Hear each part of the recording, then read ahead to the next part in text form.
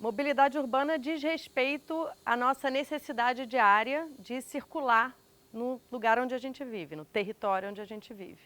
Então a gente costuma falar de mobilidade urbana muito de um ponto de vista muito técnico, funcional. É um corredor de ônibus, é um corredor de metrô, é uma ciclovia.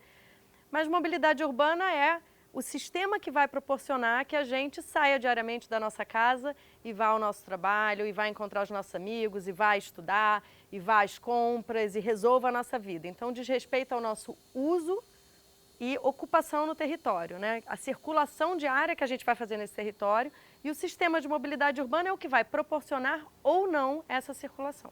O desenvolvimento da mobilidade urbana, ele depende do desenvolvimento da cidade, né? Então, a gente costuma pensar muito assim nas cidades europeias, que são cidades mais compactas, que são cidades que têm um sistema de transporte de mais alta qualidade há muitas décadas, mas que também têm uma ocupação do solo, né? Mais compactas, onde as oportunidades, os destinos, as origens e os destinos estão mais próximos, de certa forma. O sistema de mobilidade urbana de hoje, ele tenta lidar com uma demanda imensa da população por deslocamento diário, uma população cada vez mais urbana, que vem cada vez mais para os centros. A gente é 84% urbano no Brasil, então a população vem para os centros porque entende que nas cidades há oportunidades, há um ganho de escala, há uma possibilidade da gente ter mais troca. Mas chega na cidade, as oportunidades econômicas principalmente estão concentradas, também os equipamentos de lazer, de cultura, de serviços estão concentrados e a população está vivendo espalhada, espraiada nessa periferia extremamente carente de serviço e de equipamento. Então a mobilidade urbana nesse nosso contexto aqui, ela tem um impacto quase que perverso, né, de dificultar esse acesso, não pelo sistema de mobilidade urbana em si. A gente poderia colocar um trem-bala para resolver a pessoa que mora em Japeri e vem para o Rio de Janeiro todo dia trabalhar. Mas não resolveria, porque são 70 quilômetros de distância. Agora, mais de metade da população de Japeri sai diariamente de Japeri para vir trabalhar no Rio de Janeiro. Então, é um problema, na verdade, de uso e ocupação do solo, é um problema da forma como a gente habita o território, a forma como as nossas oportunidades estão concentradas, e a gente tem cidades, dormitórios e bairros também, como aqui, Zona Oeste, por exemplo, dormitórios, né, enfim, caracterizados como dormitórios, e um sistema de mobilidade que não dá conta por diversos aspectos, não só por falta de infraestrutura, mas por custo, qualidade, conforto, enfim. Então, o sistema de mobilidade urbana, ele, no nosso contexto brasileiro atual, ele é um grande problema nas cidades, né?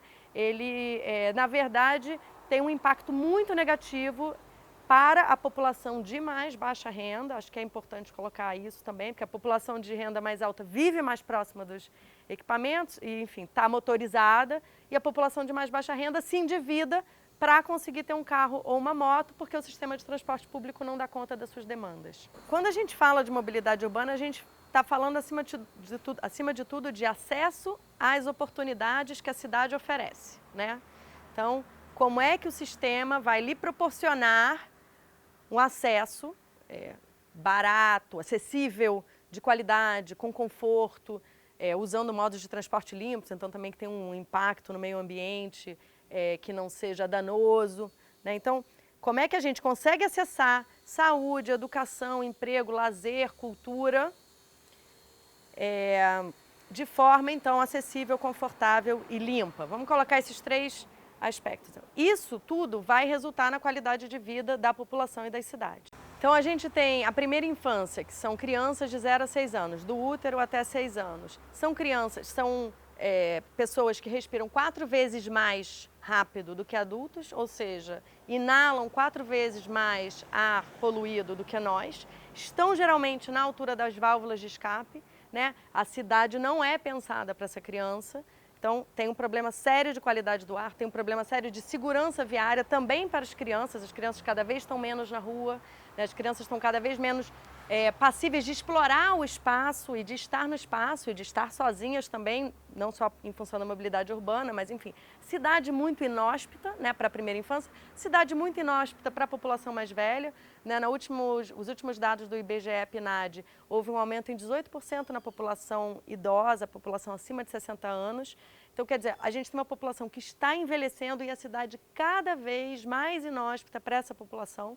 Então, o sistema de mobilidade urbana ele tem um impacto direto no ar que a gente respira, na mudança climática que está, enfim, impactando seriamente as nossas cidades, na nossa possibilidade de estar na rua, na nossa possibilidade de acessar o trabalho, de acessar a cultura, em toda a nossa vida, né? Então, é de fato um dos principais sistemas na cidade e eu acho que, em certa medida, é um dos principais sistemas que faz com que as nossas cidades atualmente sejam inóspitas e estejam colapsando, entre aspas, né? Então, é um sistema assim, que tem um impacto muito para além de... Parece que é só oferecer um transporte, oferecer de um ponto de vista muito funcional, muito técnico, né? Mas quando você olha, na verdade, a possibilidade de estar na cidade, né? E de tirar da cidade o que a gente espera quando a gente vem morar na cidade. A gente tem aí, nas últimas décadas, diria, pós-guerra, né? Um investimento muito grande no carro, né? Na cidade para o carro. Então, um sonho modernista, né? De desenhar uma cidade eficiente, e um entendimento de que o carro seria o motor desse desenvolvimento, literalmente, né? Acho que Brasília é um exemplo bastante clássico disso. Então, as cidades elas são desenhadas para serem fluidas, eficientes, né? Para isso, separe então o espaço de circulação do pedestre do espaço de circulação do carro. Várias cidades desenhadas dessa forma, umas inteiras, como Brasília, e outras parcialmente, né? Pensa que a Avenida Chile, a Avenida Paraguai, a gente tem uns pedaços de cidade modernista ali meio que encaixados no centro do Rio, mal encaixadas, né? Essa cidade que foi aos poucos sendo repensada, revisitada, né, para dar mais espaço para o carro, tanto para o carro circular quanto para o carro estacionar, ela foi cada vez mais afastando outros usuários. Ela foi cada vez dando menos espaço para outros usuários, para os pedestres, para os ciclistas, pouco espaço, e cada vez investindo menos no transporte público, né? Então a gente vê aí um processo de desinvestimento muito grande no sistema de transporte público. Mais para o sistema de transporte individual, para o carro, né? Sinalização sempre funcionando, vias recapeadas, túneis, mergulhões, pontes estaiadas. Todas as cidades hoje em dia precisam ter uma ponte estaiada para serem chamadas de cidade, né? Então, um investimento muito grande, porque, de fato, o carro ocupava esse espaço simbólico. Bom, o transporte público, na verdade, ele é a melhor solução que a gente tem para lidar com os problemas que o carro vem nos causando. Porque o carro gera uma série de externalidades para a cidade, ou impactos negativos, né? Como eu estava falando antes, a questão da emissão de gases de efeito estufa, alterações climáticas. A questão da poluição local, o carro é um dos grandes vilões, enfim, não somente, mas é um dos grandes vilões. A questão da disputa pelo espaço, o carro é um dos grandes vilões. Segurança viária, o carro é o grande vilão. A questão do congestionamento, o carro é o grande vilão. Então, os problemas, principais agendas que a gente tem atualmente e o fato de que cada vez mais as pessoas no carro, a gente tem cada vez menos gente no transporte público, isso faz com que o transporte público seja mais caro. O fato da gente ter esse modelo também que acredita tanto no carro e que faz com que a gente migre para o carro, né? Uma série de incentivos para a gente ir para o carro, faz com que a gente tenha menos usuários no transporte público. No modelo brasileiro, é o passageiro quem paga o sistema, né? Como um todo, quem faz com que a roda gire de fato o transporte público. Então, a nossa tarifa cara também, né? E, enfim, tem ali um ciclo vicioso. Quanto menos passageiros, mais caro fica o sistema, mais cara fica a tarifa. Então, quer dizer, a gente tem aí um problema muito perverso, assim, do que o carro gera de externalidades, que atualmente se fala tanto do Uber e de outros modos compartilhados, mas, na verdade, o ônibus, o transporte público é o transporte compartilhado por essência, é a forma mais eficiente de você deslocar um número grande de pessoas, né? Numa cidade como a nossa, onde é difícil mesmo fazer o porta a porta, onde a gente vai precisar assim, de integração, onde a gente precisa de um sistema multimodal, né, que tenha modos diferentes que vão atender a demandas diferentes, de bacias diferentes e corredores e vão se ligar. E essa integração, naturalmente, precisa estar bem amarrada, a gente precisa ter um sistema inteiro. O transporte público ele é fundamental para a gente lidar com as grandes agendas do momento, né, de todas as cidades, isso não é só no Brasil, é no mundo. Corre um risco muito grande da gente perder para o transporte compartilhado, que na verdade é uma tentativa de manter o modelo do carro, né? Enfim, manter esse modelo do carro, mas aumentando um pouco a taxa de ocupação do veículo, mas ainda assim, o máximo que você conseguiria chegar numa taxa de ocupação ali são 5 pessoas, 4 passageiros, né? Ao passo que no transporte público você consegue carregar muito mais gente. Então, o transporte é, de fato, sem sombra de dúvida, a principal forma que a gente tem para deslocamentos de grande distância na cidade. Agora, junto do transporte, a gente também precisa ter transporte público, a gente precisa ter os transportes ativos, né? Que são as formas mais limpas e acessíveis e saudáveis e potencialmente seguras da gente fazer deslocamentos de curta distância. Então, a gente pensar num sistema de mobilidade que seja alimentado por sistemas de média a alta capacidade, né? BRT, metrô, trem, barca, interligado com sistemas de baixa para média capacidade, né? Corredores de ônibus, sistemas mais simples de VLT e de BRT, né? Que estão conectados com os de mais alta capacidade. Linkados com sistemas de transportes ativos, né? Redes cicloviárias, corredores cicloviários, redes de ruas completas para caminhada. E aí sim, com novas motos, patinetes e outras formas de curta distância, aí a gente tem um sistema de mobilidade completo. Agora, o transporte público ele é a estrutura disso, né? Ele é a espinha dorsal disso.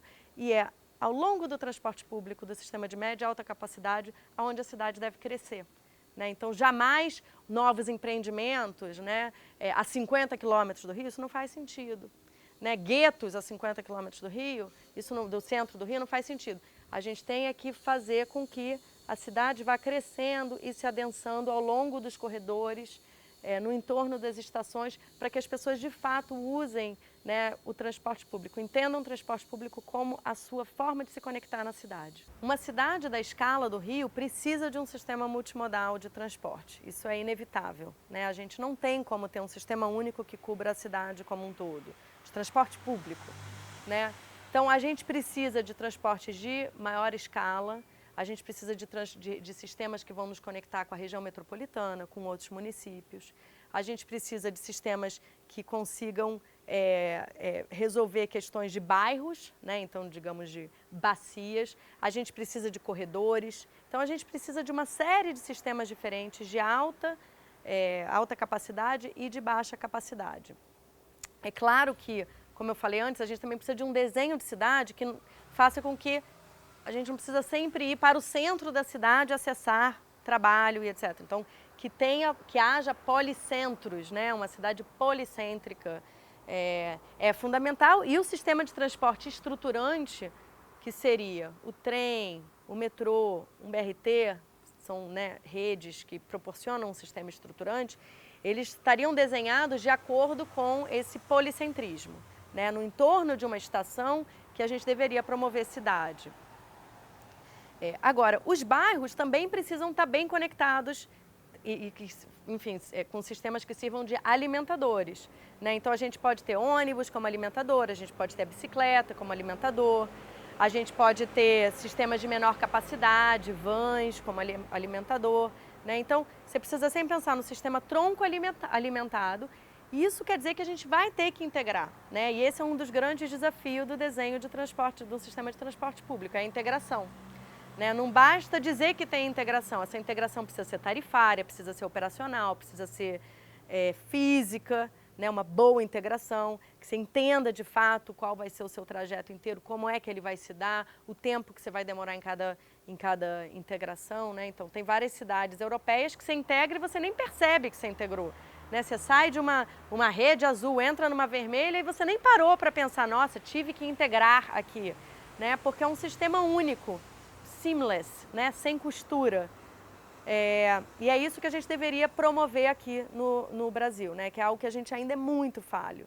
Então, um sistema único no qual, de porta a porta, a pessoa utilize diversos modos, e aí ela pode utilizar a própria bicicleta, ou ela pode utilizar uma bicicleta compartilhada, ela pode utilizar o próprio patinete ou um patinete compartilhado elétrico, como os patinetes atuais. Provavelmente eles estarão mais nos destinos, não tanto nas origens. Se ela quiser ir caminhando, uma caminhada de 15 minutos, seria absolutamente razoável se as condições desse caminhar forem adequadas, né? do pavimento, da sombra, do abrigo, da relação com o entorno, com as edificações do entorno. Então, esse também é uma peça fundamental no sistema de mobilidade, as condições de caminhabilidade.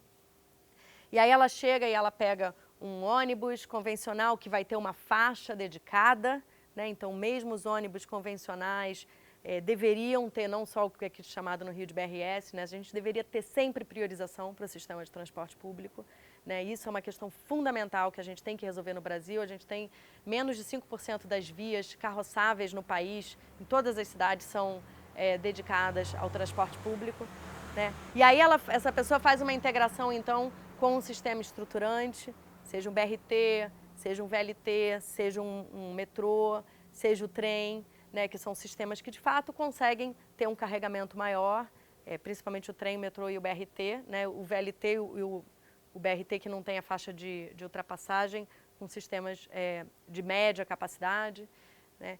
E aí, na chegada dela, tudo tem que acontecer novamente. Então, é muito importante que a gente pense nessa primeira e última perna, que hoje em dia se fala muito na primeira e última perna, porque surgiu esse boom da bicicleta compartilhada e do patinete como soluções da primeira e última perna, principalmente da última, né? Porque geralmente são soluções que estão nos destinos, nas áreas mais centrais. Então, é fundamental que a gente pense nessa primeira e última perna. Os aplicativos, Uber, 99, eles têm argumentado muito que eles solucionam essa primeira e última perna. Mas se todo esse trajeto que foi feito, teoricamente deveria ser feito com transporte público, não for de qualidade, não for seguro, não for confiável, for demorar, essa pessoa que pegou o Uber aqui, ela não vai parar para integrar. Ela vai pegar o tempo inteiro, né? Então, a gente tem um risco grande agora de estar perdendo passageiro no sistema de transporte público para esses modos, que são, na prática, atualmente no Brasil, táxis que a gente chama por aplicativo, né? A gente não tem um super compartilhamento, a gente não tem uma taxa de ocupação mais alta, né? Então, é muito fundamental, assim, muito importante que a gente pense que esses modos, eles não são necessariamente maléficos, a gente precisa ter opções. A gente precisa, enquanto sociedade, ter opções, porque nós somos todos muito diferentes, com capacidades diferentes, com necessidades diferentes. Ao longo da vida, a gente tem necessidades diferentes. Eu tive uma necessidade quando eu estava grávida, eu tenho hoje outra andando com 2 crianças adolescentes. Eu tive uma outra quando eu tinha 2 crianças pequenininhas, né? Você tem um outro se você machuca a sua perna, você tem um outro se você é mais velho. Cada um tem capacidades diferentes, recursos diferentes. Então, a gente precisa ter opções. O Uber, ele é uma opção, ele pode ser uma opção, mas ele precisa ser somente uma opção. O carro, ele vai continuar sendo uma opção. Idealmente elétrico, né? Que é para, pelo menos do ponto de vista do meio ambiente, a gente conseguir mitigar o impacto negativo do carro. Ele pode continuar sendo uma opção, mas para ele ser somente uma opção, e o Uber também, a gente precisa garantir que esses outros sistemas de transporte público e essa infraestrutura para os transportes ativos ofereçam os mesmos atributos que o carro. Porque a gente escolhe o carro porque o carro nos oferece muito conforto. O carro, você entra dentro do carro, você está ali, liga a sua música, põe seu ar, eu enquanto mãe, para os filhos, tem garrafinha de água para todo mundo, tem sacola para o supermercado, põe a mochila, não põe a mochila, dá uma paradinha, resolve outra coisa. O carro resolve muitas coisas, né? Então, como é que a gente consegue resolver todas essas questões com outros modos? E ainda mais integrando, cada modo vai ter... A gente não vai conseguir. Então, a gente precisa ter um processo muito, assim, fundamental de desenho de serviço, né? De desenho de integração. E um entendimento do que a gente busca no carro e como é que a gente pode oferecer isso com os modos de transporte público. Então, acho que todos eles, VLT, BRT, metrô, trem, ônibus convencional, patinete, bicicleta, todos têm um papel fundamental e principalmente se a gente pensar eles em conjunto, para resolver o porta a porta. A gente vai precisar integrar para fazer os nossos trajetos.